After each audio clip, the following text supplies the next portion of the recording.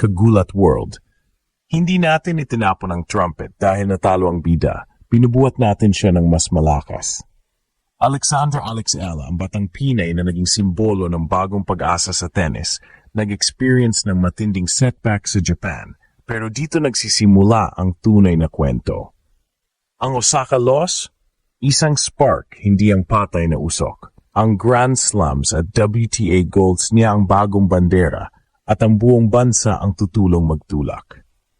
Sa bawat champion, may chapter ng pagkatalo na nagbabalik loob sa puso, natututo, gumigising at nagpaplano ng mas matalim na galaw. Si Alex, hindi siya babalik na parang wala nang nangyari. Babangon siya na may mas matibay na discard, mas malakas na serve, at mas malamig na isip sa clutch moments. Ito ang oras na gawing motivasyon ng Osaka, hindi dahilan ng pag-urong. Ano ang ibig sabihin nito para sa atin? Ibig sabihin, hindi lang tayo manonood, tayo ang magiging epikong chorus sa kanyang comeback. Grand Slams o WTA goals, rally the nation to believe again. Hindi puro platitudes, campaign natin ito.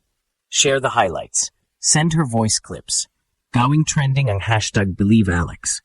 Gawin natin ang social feed na training ground ng loob niya. Imagine sa susunod na laban, kapag pumapasok si Alex sa court, maririnig niya ang boses ng bayan, hindi bilang background noise, kundi bilang puwersa. Sa bawat rally na mananalo, sa bawat laro na mawawala man, may kapalit na aral at puwersang babawi.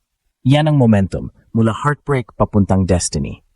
Ito ang panawagan, huwag palampasin ang chapter na ito. I-share ang video na ito, mag-submit ng 5S message para kay Alex at itag ang mga kilalang Pinoy athletes at celebs para sabay-sabay ang suporta. Gumawa tayo ng matinding narrative. Osaka, simula ng Grand Slam Raratsada. Hindi tapos ang dream dahil natalo sa isang match. Ang dream nagraratsada, nag-iipon ng lakas, nagbubuo ng plano at magbubunga sa susunod na malaking laban. Alex, Pilipinas ang backcourt mo. Buong mundo maninigil, mas gugulat sila sa pagbabalik mo. Go Alex, go Grand Slam, go Pinas. Hindi natin tatakpan ng sakit. Nagulat ang buong mundo nang matabunan si Alexandra Alex Ella sa Osaka, 6-1-6-2 kay Teresa Valentova. Pero dito nagsisimula ang totoong pelikula. Ang scoreline at headline ang shock factor. Ang susunod na kabanata ang magpapakita kung anong klase ng atleta ang tunay sa loob niya. Alam natin na si Alex ay hindi ordinaryong racing star lang. Siya ay pumasok sa mata ng mundo dahil sa serye ng malalaking palabas ngayong taon. Nakipagsabayan sa mga top players, umangat sa WTA, at nagpakita ng puso na bihirang makita sa continental stage.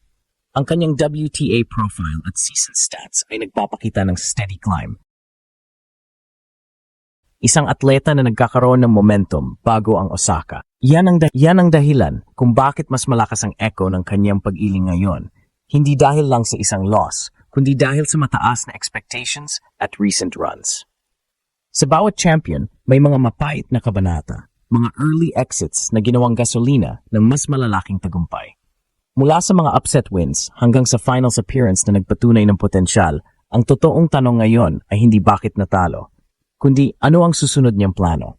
Ito ang narrative pivot. Grand Slams, WTA goals, rally the nation to believe again.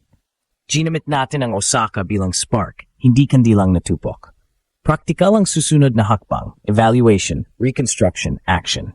Sa short term, analysis ng serve consistency, return patterns, at mental resets ang unahin. Sa midterm, tournament scheduling at targeted training para sa hardcourt Grand Slams ang dapat planuhin. Sa emotional front, ang support ng Pilipinas, social noise turned to training fuel, ang pinakamabilis mag-rebuild ng kung i-harness natin ang national energy, trending hashtags, fan video montages, at vocal celeb endorsements. Magiging rallying cry ito na maririnig ni Alex sa loob ng locker room at sa court. Ito ang panawagan sa bansa. Hindi tayo papayag na ang Osaka ang maging obituary ng dream. Gawin nating headline ang comeback plan.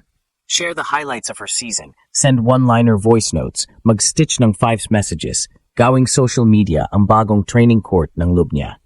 Sa susunod na tournament, kapag pumasok si Alex sa court at naramdaman niyang kumakaba ang puso niya dahil sa crowd noise, dapat marinig niya, believe again. Ito ang momentum, mula heartbreak papuntang destiny. Go Alex, go Grand Slam, go Pinas. Kapag natalo ka, hindi ibig sabihin na tapos ka. Minsan doon pa lang nagsisimula ang tunay na kwento mo. At yun mismo ang nangyayari ngayon kay Alexandra Ayala. Pagkatapos ng pagkatalo niya sa Japan, maraming international fans ang nagulat at nagtaka kung ano ang nangyari sa Filipina tennis star. Pero kung titingnan ng mas malalim, makikita na hindi ito pagbagsak, kundi isang yugto ng pagbabago. Si Alex ay nasa pagitan ng pagiging dominanteng junior player at pagiging ganap na pro. Isang mas matinding antas ng laro na dumadaan ang lahat ng magiging Grand Slam contenders bago tuluyang sumabog sa spotlight. Hindi simpleng pressure ang nakalaban ni Alex sa Osaka. Ang kalaban niyang si Teresa Valentova ay isang batang Czech prodigy na dumaan sa qualifying rounds. Kaya dala nito ang momentum at kumpiyansa ng ilang panalo bago pa man magsimula ang main draw. Sa ganitong mga match, madalas nagiging delikado ang unang round, lalo na kung hindi pa nakakapasok sa ritmo si Alex. Ngunit hindi kakulangan ng galing o puso ang nakita ng mga analysts pagkatapos ng laban, kundi teaming at point conversion, mga bagay na kayang ayusin sa training at karanasan. Sa edad niya at sa antas ng laro ngayon, ang ganitong pagkatalo ay hindi senyales ng pag-urong, kundi ng proseso ng paghasa. Kung babalikan ang buong taon ni Alex, makikita ang pare-parehong pattern.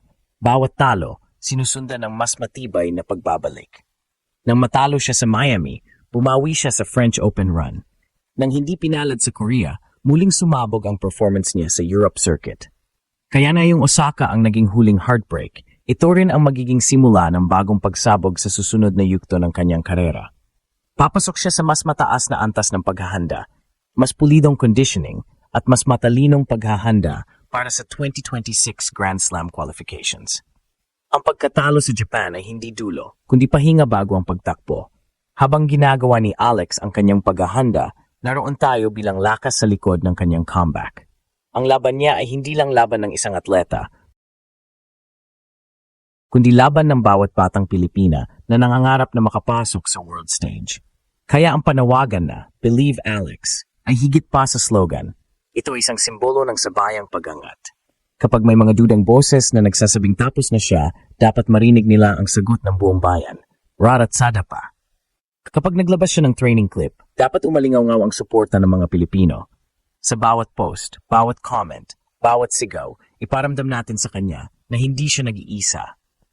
Dumaan sa ganitong sandali ang lahat ng legends, sina Serena, Sharapova, Osaka, mga panahong puno ng kabiguan na kalaw naging simula ng kanilang mga karera. Ngayon si Alex ang nasa turning point na iyon. At kapag nakababalik siya sa Grand Slam court, masasabi natin na saksi tayo sa kanyang pagbangon. Ito ang bagong kabanata ng kanyang kwento, isang kwentong Pilipino ng tibay puso at paniniwala. Sa lahat ng sumusuporta, isa lang ang mensahe. Go Alex! Believe again!